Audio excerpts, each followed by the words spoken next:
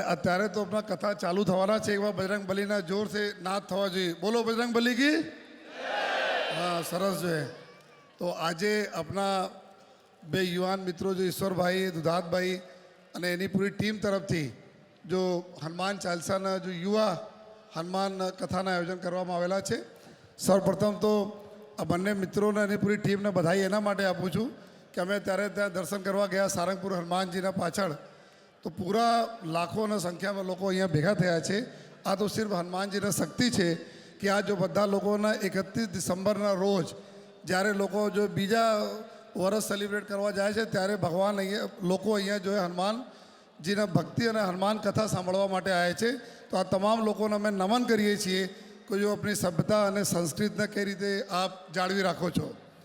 જ્યારે અહીંયા યુવા કથા છે, યુવાઓને વાત થાય છે, ત્યારે અમુક બાબતો છે કે ભગવાનજી અમારા તો હું ઉત્તર પ્રદેશથી આવું છું, પ્રયાગરાજથી. ગંગાજીના કિનારે મારા ઘર છે. જો અમે જોઈએ છીએ કે પૂરા અમારા આજુબાજુ જેટલા લોકો હતા, જોઈએ અમારા મિત્રો હોય કોઈ પણ હોય, કોઈના વ્યસનથી દૂર જવાના હોય તો બજરંગ બલીના મંદિરે અમે જતા હતા અને ત્યાં બોલે કે ભાઈ બજરંગ બલીના અમે ભક્ત છીએ તો કોઈ પણ પ્રકારના વ્યસનથી દૂર થઈ જાય. તો આજે જ્યારે એટલા સંખ્યામાં લોકો ભેગા છો તો મારા બધાથી વિનંતી છે કે કોઈ પણ પ્રકારના વ્યસન આપણે નહીં રાખીએ જોઈએ અને વ્યસનથી દૂર રહીએ.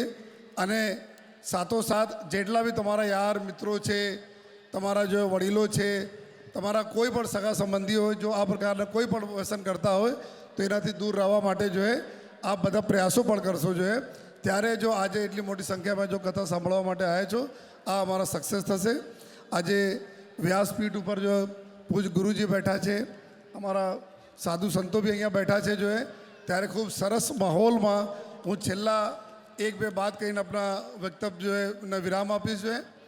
હનુમાનજી કે બારે બોલો ને, હનુમાન એટલે કે હનુ મતલબ કે હનન કરી દેવા અને માન એટલે કે જો તમારા અહંકાર છે, અહંકારના હનન કરવાવાળા આપણા હનુમાન ભગવાન એના છે. જો અને એના કેવા મતલબ એક દાખલા વસ્તુ મેં આપવા માગું છું કે જ્યારે લંકામાં યુદ્ધ ચાલતા હતા ત્યારે જો રાવણના પુત્ર રાવણ હતા, જો પાતાળ લોકના રાજા હતા.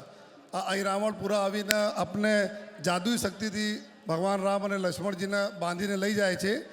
ત્યારે હનુમાનજીને જ્યારે છોડાવવા માટે જવાના હતા ત્યારે એના જાણ થાય છે કે ભાઈ આપણા 5 દિશાઓમાં દિયા રખ્યા છે, 5 દિશામાં દિયાઓના એક સાથે અગર જ્યારે બુઝાઈશ અને પછી મારીશ ત્યારે આ મળશે. તો એના માટે પંચમુખી હનુમાનને બધા લોકો પૂજા કરીએ છીએ. આ પંચમુખી હનુમાનજી 5 મુખવાળા હનુમાનજી ધારણ કરે છે, મારે છે, એના દિયા બુઝાવે છે, પછી અહીં રાવણને મારે છે. અને પછી જ્યારે ભગવાન રામ અને લક્ષ્મણ પૂછે છે કે શું થયા હતા, મને ખ્યાલ નથી, કઈ રીતે થયા, હું કેવી રીતે બંદી બની ગયા હતા. જોઈએ ત્યારે હનુમાનજી બસ સિમ્પલી બોલે છે કે ભગવાન કંઈ કુછ નહીં હતા. જોઈએ બસ આપની કૃપા સે બધા અમે આવ્યા, અહીંયા આપણા કાર્ય પૂર્ણ કર્યા. તો એટલા એના મતલબ કોઈ કામના અહમ નહીં હતા ભગવાનના. જોઈએ તો આજ આપણા જીવનમાં બી ઉતારવા જોઈએ કે અહમ સે દૂર રહીએ. જોઈએ અને સાથોસાથ જોઈએ સેનાપતિ કોણ હતા બધાને ખબર છે. જ્યારે વાનર સેના લડવા જાય તો અંગદ સેનાપતિ અંગદને બનાવે, જબકि હનુમાનજી કેટલા બલશાલી, લેकिन હનુમાનજી બોલો નહીં, અંગદ અમારા સેનાપતિ, એના અંડર में અમે લોકો લડીશ.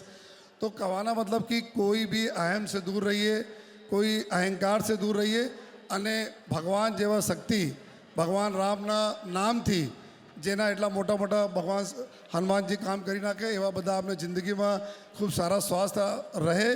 અને આજે બધા લોકો 31 ડિસેમ્બરના રોજ અહીંયા ભેગા થયા છો તો મારી ઉપરવાલે સે વિનંતી છે, હનુમાનજી સે વિનંતી છે અને વ્યાસપીઠ સે પૂજ્ય સ્વામીજી બી આપ બધાના જો આશીર્વાદ આપતા રહેશે કે આપ બધા સ્વસ્થ અને નિરોગી રહો, એ બધાને શુભેચ્છા આપું છું. જય હિન્દ, જય ભારત.